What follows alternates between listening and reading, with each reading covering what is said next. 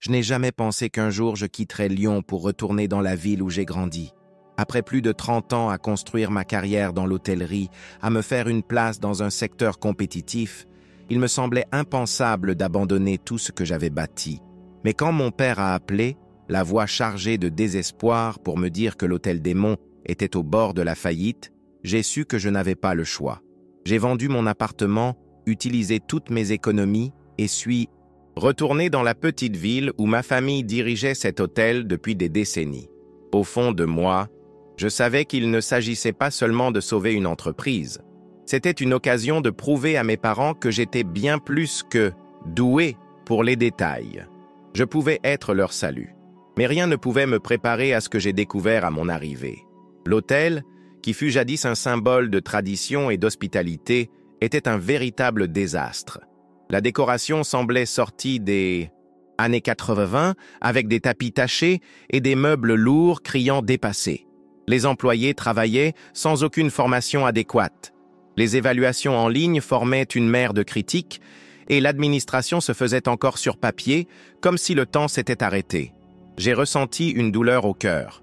C'était pire que je ne l'avais imaginé, mais si quelqu'un pouvait changer cela, c'était bien moi. Alors, j'ai pris une grande inspiration, retroussé mes manches et me suis mis au travail. Les premiers jours furent une folie. Je dormais à peine, passant des heures à analyser des rapports financiers, identifiant où l'argent s'évaporait. Les processus administratifs étaient un chaos, les fournisseurs réclamaient des prix absurdes, et les employés étaient démotivés parce que personne ne les formait correctement. J'ai commencé par mettre à jour le système de réservation, automatisant tout pour réduire les erreurs et améliorer l'expérience client. J'ai aussi instauré une formation rigoureuse, enseignant à l'équipe à traiter chaque client comme un invité d'honneur. Au début, ils me regardaient avec méfiance, habitués à l'ancienne manière de faire les choses. Mais quand les premiers éloges ont commencé à apparaître dans les avis en ligne, j'ai su que j'étais sur la bonne voie. La rénovation fut la partie la plus difficile. Chaque centime que je possédais fut investi pour moderniser les chambres, rénover le hall et transformer le restaurant en un espace sophistiqué. Je tenais à choisir chaque détail personnellement, car je savais qu'il ne suffisait pas d'améliorer les services. L'hôtel avait besoin d'une identité nouvelle. Le problème était que, pendant que je versais tout mon cœur dans ce projet, mes parents semblaient à peine intéressés. Mon père faisait des commentaires du genre « Il n'est pas nécessaire d'avoir tout ça » ou « À notre époque, les gens revenaient parce qu'ils appréciaient notre accueil, pas à cause des nouveaux meubles. » Ma mère se contentait d'acquiescer, approuvant tout ce qu'il disait. J'avale ma frustration et je continuais d'avancer, convaincu qu'au final, ils verraient combien je faisais pour eux. Lorsque nous avons enfin rouvert avec les rénovations terminées, j'attendais ne serait-ce qu'un minimum de reconnaissance. L'hôtel des Monts avait l'air d'un tout autre endroit, moderne, élégant, avec un service impeccable. En quelques mois, les réservations augmentaient, les clients revenaient, et nous commencions à être recommandés sur des blogs de voyage. Je voyais le fruit de mes efforts se refléter dans les chiffres, dans les éloges, dans les sourires des clients. Mais chez moi, rien ne changeait. Mes parents continuaient d'agir comme si tout était arrivé par un coup de chance, un hasard du destin, et non parce que j'avais travaillé sans relâche pour redresser l'hôtel. Mais le pire était encore à venir. Sans aucun avertissement, mon père a annoncé que Thomas serait responsable de l'administration. Il a un don naturel pour le leadership, disait-il, comme si moi qui ai passé toute ma vie à étudier et à me spécialiser, n'avais aucune capacité. J'ai été figé. Thomas, le même Thomas qui n'a jamais tenu un emploi stable, qui n'a jamais manifesté d'intérêt pour l'entreprise. J'ai tenté de discuter, j'ai essayé de montrer que l'hôtel ne tenait debout que grâce à mon travail, mais j'ai été ignoré. Tu t'inquiètes toujours trop pour les détails, Chloé. A ri mon père, sans se rendre compte que chacune de ses paroles était une gifle. Les mois suivants, voir Thomas s'aborder tout ce que j'avais bâti fut un véritable cauchemar. Il a réduit les coûts là où il ne le fallait pas, licencié des employés expérimentés pour engager des personnes bon marché et sans qualification, et a commencé à traiter l'hôtel comme une simple affaire, sans comprendre ce qui faisait revenir un client. En quelques mois, les éloges se sont transformés en plaintes, les évaluations se sont effondrées et les anciens clients ont disparu. J'ai tenté de le prévenir, d'essayer de faire en sorte que nos parents voient ce qui se passait, mais à chaque fois que je signalais ces erreurs, mon père secouait la tête, impatient, comme si j'exagérais. Le point de rupture fut lorsque Thomas décida de remplacer un fournisseur de qualité par un autre moins cher, compromettant ainsi les produits du restaurant et du petit déjeuner, qui était l'un des plus grands attraits de l'hôtel. Les clients commencèrent à se plaindre de la baisse de qualité et la réputation de l'Hôtel des Monts commença à s'effriter plus vite que je ne pouvais réparer. Lorsque j'ai confronté Thomas, il s'est contenté de rire et de dire que je faisais toujours une tempête dans un verre d'eau. C'est à ce moment précis que j'ai réalisé, peu importe combien je me dévouais, je ne serais jamais vu comme la leader de cet endroit. Cette nuit-là, je me suis allongé dans le lit de l'ancienne chambre de mon adolescence et j'ai fixé le plafond, ressentant un mélange de colère et de frustration. J'avais tout donné pour cet hôtel, sacrifiant des années de travail, mes économies, mon confort. Et pourquoi? Pour voir mon frère détruire tout pendant que mes parents fermaient les yeux? J'aurais pu continuer à insister, passer le reste de ma vie à essayer de les convaincre de quelque chose qu'ils ne comprendraient jamais. Ou bien je pouvais enfin faire quelque chose pour moi. Et c'est là, durant cette nuit d'insomnie, que j'ai pris la décision. Je ne sauverai plus jamais l'Hôtel des Monts, mais je prouverai, une bonne fois pour toutes, qu'ils savaient réellement ce qu'elle faisait. Le lendemain, j'ai commencé à chercher des options. Je connaissais déjà tous les hôtels de la ville, et l'un d'eux avait toujours attiré mon attention. L'Hôtel du Rivage, un bâtiment historique, charmant, mais qui, tout comme l'Hôtel des Monts, était en décrépitude et mal géré. J'ai contacté le propriétaire, un homme fatigué de tenter de maintenir l'entreprise à flot, et lui ait fait une proposition audacieuse. Si je devais repartir de zéro, je le ferais de la bonne manière. Pendant que Thomas détruisait l'héritage de notre famille, je construirais le mien. Conclure l'affaire fut plus rapide que je ne l'imaginais. L'ancien propriétaire de l'Hôtel du Rivage était épuisé et, par chance pour moi, disposé à vendre à un prix bien inférieur au marché. Pourtant, ce fut un risque énorme. J'ai utilisé le reste de mes économies, contracté un emprunt et me suis lancé à corps perdu dans le projet. Mais cette fois, contrairement à ce qui s'était passé avec l'Hôtel des Monts, je n'avais besoin de l'approbation de personne. Chaque décision m'appartenait. Du choix des matériaux pour la rénovation jusqu'au concept du nouvel hôtel, tout a été fait dans un seul but: créer un lieu qui reflèterait ma vision, mon expérience et ma passion pour le secteur. Ce furent des mois intenses. La rénovation fut encore plus laborieuse que celle de l'Hôtel des Monts, car je voulais quelque chose de complètement nouveau. J'ai abattu des murs, modernisé les chambres, transformé l'ancien salon d'événements en un espace dédié à des expériences exclusives et misé sur la personnalisation du service. Ce n'était pas juste un hôtel, c'était un refuge sophistiqué, quelque chose que la ville n'avait jamais vu auparavant. J'ai baptisé ce nouvel espace le Belvédère, un nom qui transmettait exactement ce que je voulais, un nouvel horizon, une nouvelle vision. Et cette fois, il n'y avait personne pour me dire que j'étais trop préoccupé par les détails. L'inauguration du Le Belvédère fut un succès absolu. Dès le premier mois, les réservations dépassaient mes attentes. Et l'accueil des clients était incroyable. Je savais que j'étais sur la bonne voie en voyant des clients repartir satisfaits, recommander l'hôtel à leurs amis et laisser des avis élogieux. Contrairement à l'Hôtel des Monts, où tout semblait être une lutte éternelle pour prouver ma valeur, ici, je voyais les fruits de mon travail sans avoir à convaincre qui que ce soit. C'était libérateur. Pendant ce temps, l'Hôtel des Monts sombrait de plus en plus.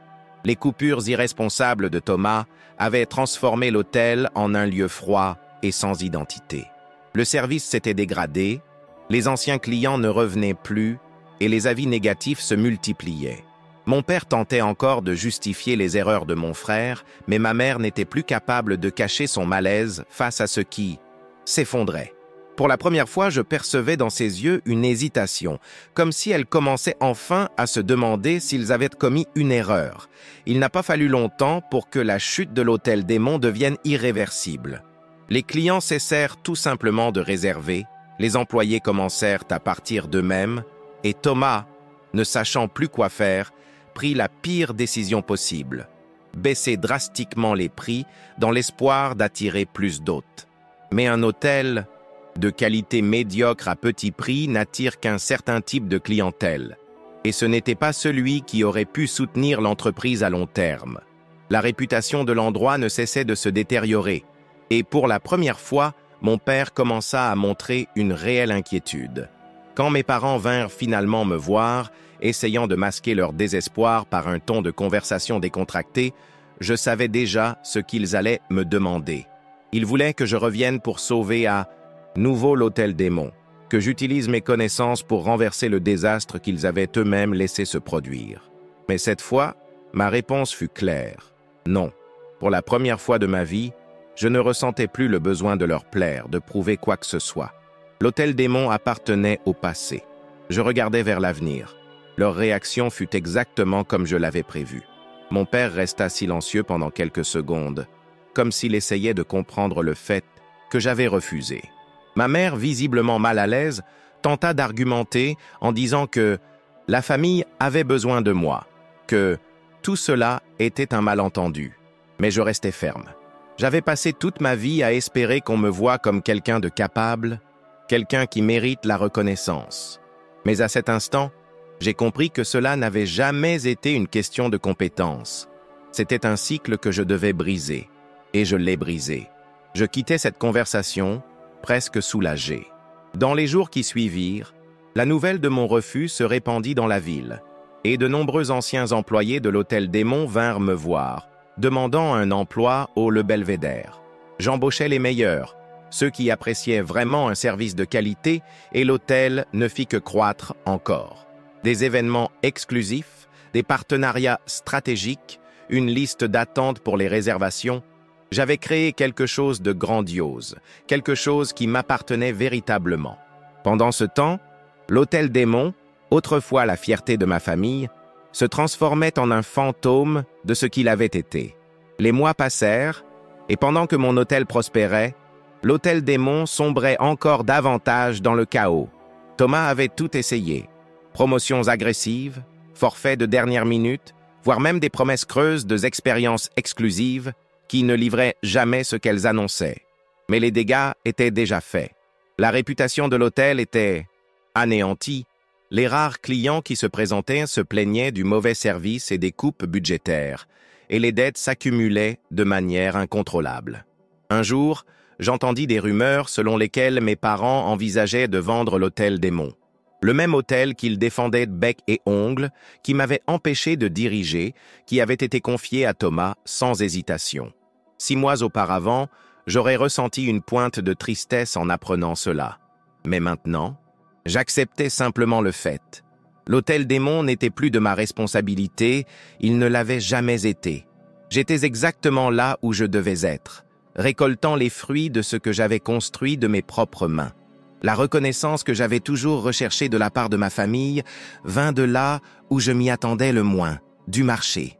Le Belvédère commença à apparaître dans des revues spécialisées, fut cité dans des listes d'hôtels de luxe et avant même que je m'en rende compte, était devenu une référence dans la région.